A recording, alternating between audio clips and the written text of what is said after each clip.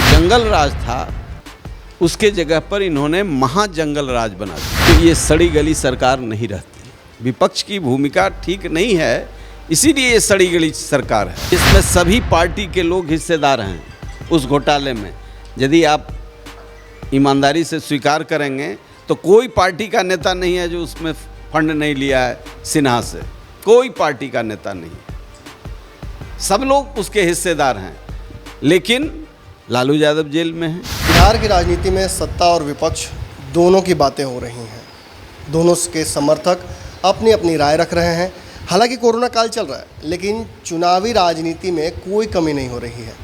सत्ता दल हो या विपक्ष, दोनों अपने तरीके से जनता को लुभाने में अभी से ही लग गए हैं।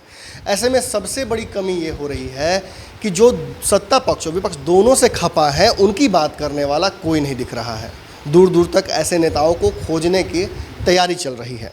कई बार तीसरे मोर्चे की भी शुरुआत और सुबुगाहट नज़र आती है, लेकिन ये कहीं ना कहीं एकजुटता के अभाव में ख़त्म हो जाता है। अरुण कुमार जी हमारे साथ मौजूद हैं।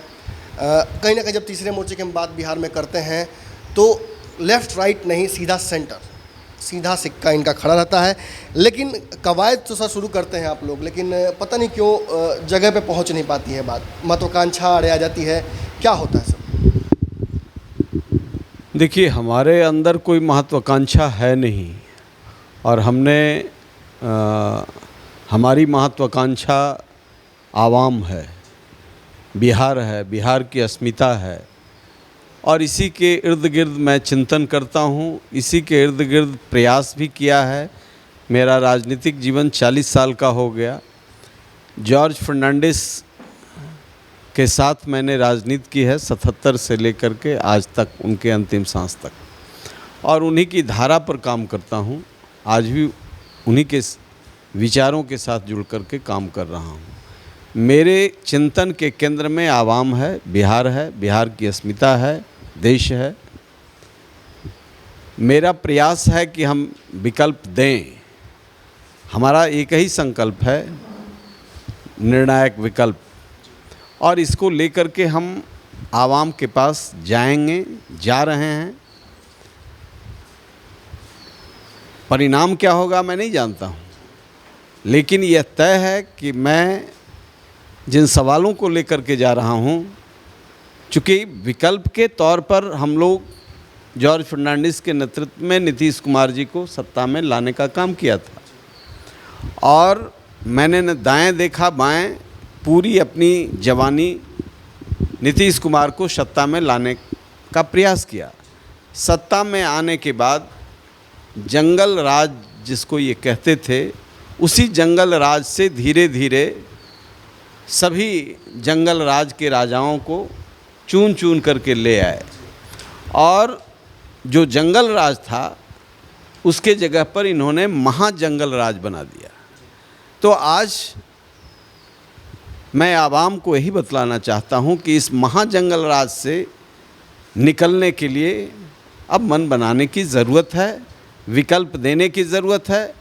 और हमने रेणु कुशवाहा को, जो पूर्व मंत्री भी हैं, हमारे साथ सांसद भी रही हैं, विदुषी भी हैं और स्वच्छ छवि भी है, मैंने उनको बिहार का नेतृत्व के लिए आग्रह किया और वो तैयार भी हुई हैं। हम बिहार में एक विकल्प देना चाहते हैं जो बिहार को इस गुर्बत से बाहर निकाले। अब इससे अधिक कुछ नहीं हो सकता कि यहाँ का सामान्य कानून व्यवस्था संपूर्ण ध्वस्त है, प्रतिदिन हत्याएं होती हैं। यहाँ प्रशासन को इतना डिमोरलाइज कर दिया गया है, पुलिस ऑफिसर्स की पोस्टिंग में भी धंधा चल रहा है। तो जब धंधा चल रहा हो पदाधिकारियों की पोस्टिंग में, माननीय सुशासन बाबू ने एक एक संस्थाओं को मारा। लालू प्रसाद जी ने इतना संस्थाओं को नहीं मारा था जितना इन्होंने मार दिया। एक भी बहाली ऐसा नहीं है जो भ्रष्टाचार में लिप्त नहीं है, संपूर्ण भ्रष्टाचार। आखिर बिहार का युवा जिसके अंदर मेधा है, जिसके अंदर तेजस्विता है, चाहे वो आरक्षण के सीट पर लड़ता हो या सामान्य सीट पर प्रतियोगिता देता हो, अब जो 1911 से तैयारी कर रहा है, 19 में वो आकर के परीक्षा कैंसिल हो जाती है। आप समझिए कि 8 साल का यह वैल्यूएबल टाइम इस आदमी को पता नहीं है कि हम किसके साथ अन्याय कर रहे हैं। युवा शक्ति के साथ अन्याय कर रहे हैं। सिपाही की बहाली होती है, लोग माथा पीटता है जब देखता है सिपाही को सामने कि सिपाही ये ठिगना है। किस तरह का मानक बनाया गया कि इन ठिगनों को कानून व्यवस्था को दुरुस्त करने के लिए लाया गया। शिक्षक में खुद कह रहे हैं कि जाली शिक्षक हैं।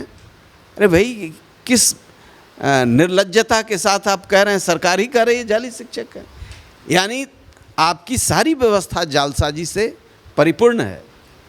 तो ऐसी अराजकता का शिकार, और इसका क्लाइमेक्स तब हो गया जब ये कोरोना आया।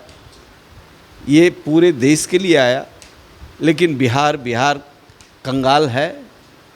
इसकी तस्वीर साफ दिख कर के आई कि पूरे बिहार कामगार श्रमिकों ने, जिन्होंने देश को बनाने का काम किया है, पहला धर्म तो इस राज्य के मुख्यमंत्री को बनता था कि उन्हें इंटरफेयर करके कि हमारे राज्य के बड़ी आबादी बाहर में श्रम बेच करके, अपमान झेल करके अपना पेट चलाते हैं। ये सत्ता में आए थे, हम भी उस वादा करने में थे, घूम घूम करके गला फाड़ करके कहने वाले लोग थे कि हम सत्ता में आएंगे तो हमारे श्रमिक यहाँ से पलायन नहीं करेंगे, और जो स्किल्ड लोग होंगे, बड़े रोज़गार में जाने वाले लोग होंगे, पढ़े लिखे लोग होंगे, वो जा सकते हैं, मगर श्रमिक अपना श्रम बेचने के लिए बाहर नहीं जाएंगे। चिल्ला करके हम भी कह रहे थे। लेकिन ये तो जंगल राज के एक से एक एक्सपर्ट लोगों को, भ्रष्ट लोगों को लाया और समता पार्टी के संघर्ष के साथियों को एक एक करके निकाला, रास्ता दिखला।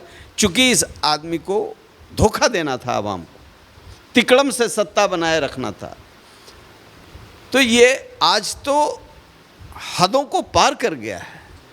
जब बिहार के कामगार मजदूर देश के हर कोने से, चेन्नई से पटना, दिल्ली से पटना, मुंबई से पटना, ये मानव श्रृंखला लग गया। गुजरात से पटना, सूरत से पटना, अहमदाबाद से पटना, लखनऊ से पटना, ये जब चेन लग गया, मानव श्रृंखला स्वतः बन गया इस त्रासदी का, तो इन्होंने बोर्ड लगा दिया, नो एंट्री फॉर बिहारी। अरे आप कौन हो भाई? अब ये कहाँ जाएंगे संकट के दौर में? हर लोग अपने घर में आता है। इसलिए इतना बेईमान हो ही नहीं सकता कोई दूसरा। इसलिए पहला धर्म है इनको सत्ता से हटाना, ये हमारा धर्म बनता है। कहीं ना कहीं विकल्प लेकर आप आना चाहते हैं, सत्ता और विपक्ष दोनों का। लेकिन कहीं ना कहीं अगर हम देखते हैं तो राजद अब बिहार की बड़ी पार्टी है, सबसे ज़्यादा उनके विधायक भी हैं। भाजपा राष्ट्रीय पार्टी है, नीतीश जी 15 साल से शासन में है। जब इन पार्टियों को गठबंधन करना पड़ रहा है तो आप बिना गठबंधन के कैसे कर पाइएगा? आपके गठबंधन का स्वरूप क्या होगा? हमारा गठबंधन नहीं है किसी के साथ, हम करना भी नहीं चाहते। हमको राजनीति में अपराधियों को जगह नहीं देना है। आर्थिक अपराधियों हो, सामाजिक अपराधियों, हम वैसे लोगों को नहीं लेना चाहते हैं जो सत्ता की दलाली करके अपनी राजनीतिक हितों के लिए सामान्य लोगों के जीवन को बलि चढ़ाते हैं। आज एग्जीक्यूटिव मजिस्ट्रेट की बहाली होती है, उसमें घूस लिए जा रहे हैं। ये सरकार के लोग पकड़ा है, बीपीएससी को ख़त्म कर दिया।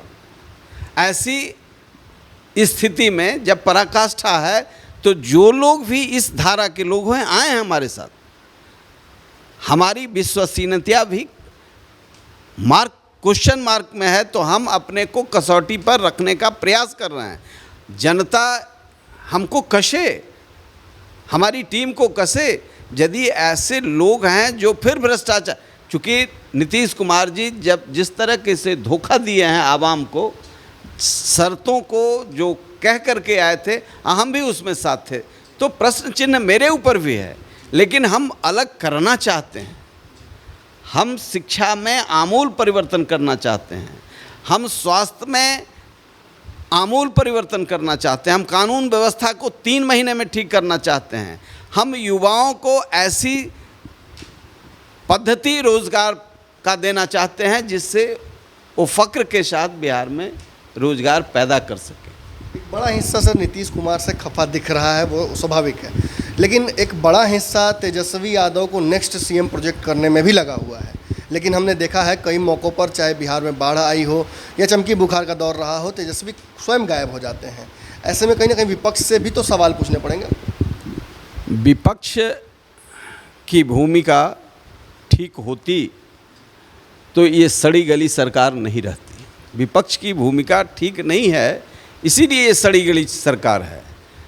आज 800 करोड़ का चारा घोटाला, जिसमें सभी पार्टी के लोग हिस्सेदार हैं उस घोटाले में, यदि आप ईमानदारी से स्वीकार करेंगे तो कोई पार्टी का नेता नहीं है जो उसमें फंड नहीं लिया है सिन्हा से। कोई पार्टी का नेता नहीं है, सब लोग उसके हिस्सेदार हैं। लेकिन लालू यादव जेल में हैं और 8000 करोड़ का 800 करोड़ का घोटाला का जो चार्ज है वो जेल में है। तो हमको किससे लड़ने कहते हैं? लालू यादव से, कि 8000 करोड़ सृजन घोटाला करके नीति उपदेशक बने हुए हैं, रोज़ मुंह चमका चमका करके नीति की बात करते हैं। लगता है कि चंद्रगुप्त सामने खड़ा है। बात तो ऐसी है, लेकिन इतनी सड़ी गली व्यवस्था को लालू यादव के राज में मेरे ऊपर कोई केस नहीं हुआ था। हम नीतीश कुमार के साथ जॉर्ज फर्नांडिस के नेतृत्व में, नीतीश कुमार का गुड गवर्नेंस में मेरे ऊपर किडनैपिंग का केस हुआ। ये गुड गवर्नेंस है। तो इस सड़ी गली व्यवस्था को आउटराइट गंगा में फेंक देने का है। और इसी के लिए हम पूरे बिहार में आवाम को, आज जिस अराजक स्थिति में पड़ा हुआ है, पूरा हिंदुस्तान में समझता है कंगला प्रदेश का है, और कहते थे बिहारी कहलाना गर्व का विषय होगा। अरे कैसा गर्व? इस अराजकता के जड़ में जो है उसी से मेरी लड़ाई है।